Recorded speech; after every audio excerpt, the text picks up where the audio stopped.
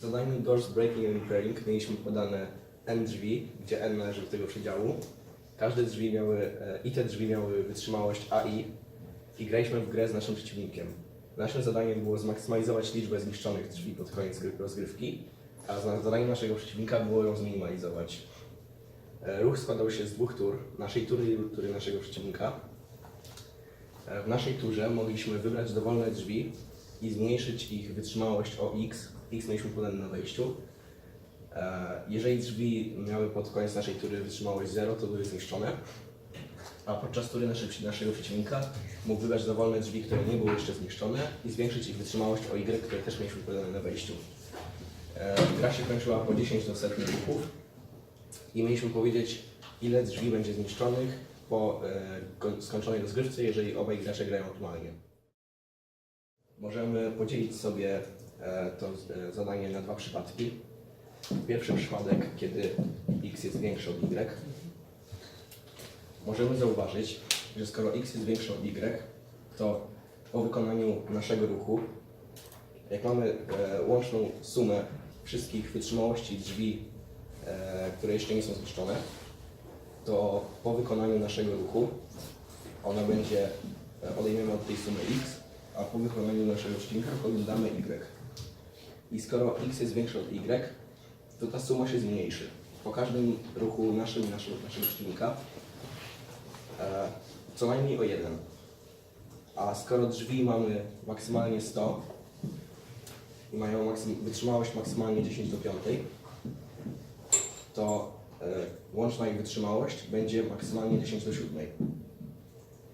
Co jest dużo mniejsze od 10 do setnej, czyli za każdym razem, kiedy X jest większy od Y, możemy wypisać po prostu liczbę drzwi, bo wszystkie je zniszczymy. Teraz co w drugim przypadku, kiedy X jest mniejszy lub równy Y? Możemy zauważyć, że jeżeli mamy jakieś drzwi, które są ściśle większe, mają wytrzymałość ściśle większą od X, to jeżeli spróbujemy od nich odjąć X, to ich nie zniszczymy za pierwszym razem, ale wtedy nasz przeciwnik doda do nich Y, który jest większy lub równy X, czyli będą miały taką samą wytrzymałość, co przed naszymi ruchami, albo nawet większą. Więc nie ma sensu atakować drzwi, które mają wytrzymałość większą lub równą, ściśle większą od naszej siły. Więc będziemy atakować tylko te drzwi, które mają ją mniejszą bądź równą. I możemy o tamtych pozostałych zapomnieć. Czyli na przykład dla przykładu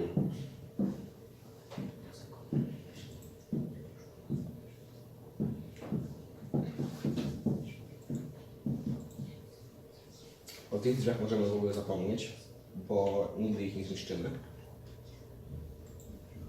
I cała rozgrywka będzie się toczyć na tych trzech drzwiach. I co wtedy będziemy robić? Jako że my zaczynamy, to weźmiemy dowolne z tych drzwi i je zniszczymy w jednym ruchu, bo mają wytrzymałość mniejszą od równą naszego X. No to weźmy pierwsze z brzegu. Nasz przeciwnik już nie może naprawić tych, a tamtych, które mają wytrzymałość większą od X i takich nigdy nie zniszczymy, więc nie opłaca mu się ich naprawiać. Więc będzie naprawiał te, które możemy zniszczyć, czyli jedne z tych dwóch.